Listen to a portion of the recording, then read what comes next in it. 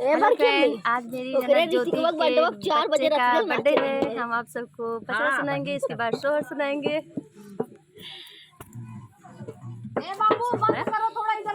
लौंगे लौंगे बसु मोरी मैया, लौंगे लौंगे बसु मोरी मैया, सारा बगीचा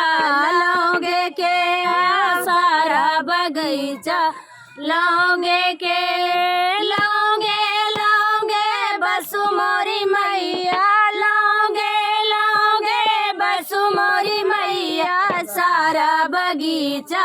लौंगे के सारा बगीचा लौंगे के हो लगावई बेला चमेली, के हो लगावई बेला चमेली, के हो लगावई गुलाब मोरी मैया, सारा बगीचा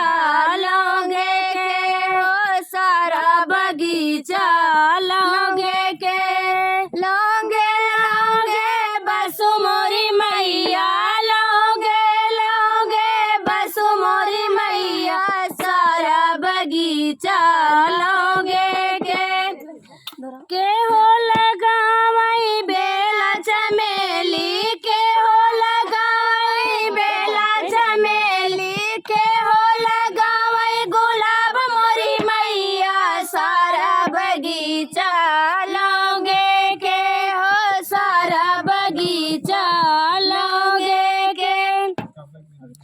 विष्णु लगावई बेला चमेली, विष्णु लगावई बेला चमेली, लक्ष्मी लगावई गुलाब मोरी मैया, सारा बगीचा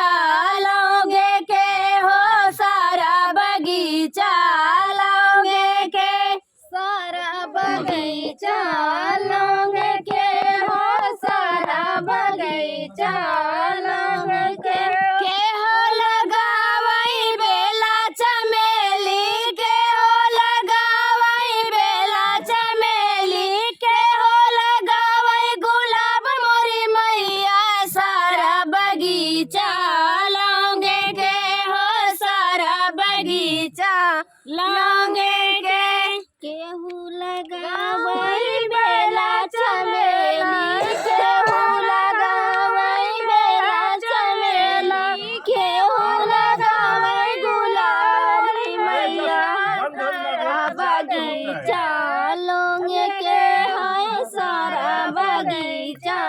लौंगे के, ब्रह्मा लगावई बेला चमेली, ब्रह्मा लगावई बेला चमेली, ब्राह्मणी लगावई गुलाब मोरी मैया, सारा बगीचा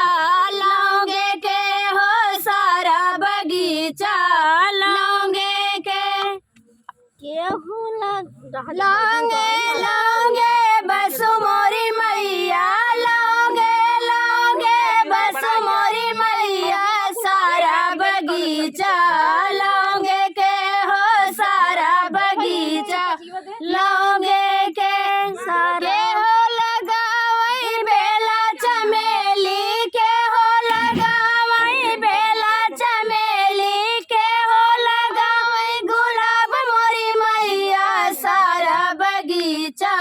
लौंगे के हो सारा बगीचा लौंगे के,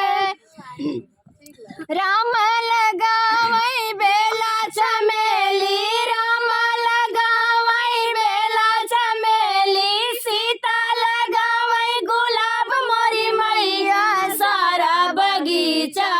लौंगे के हो सारा बगीचा लौंगे के,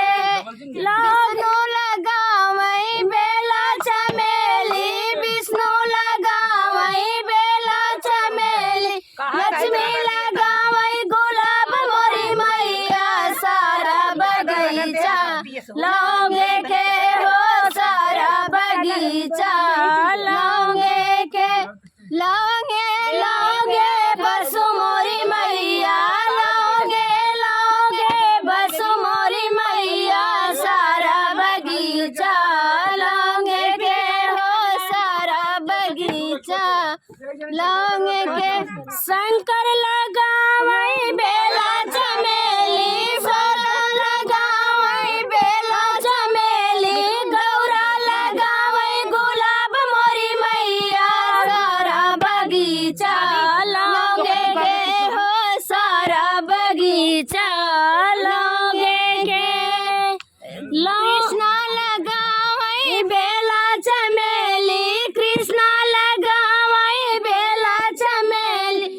राधा लगावई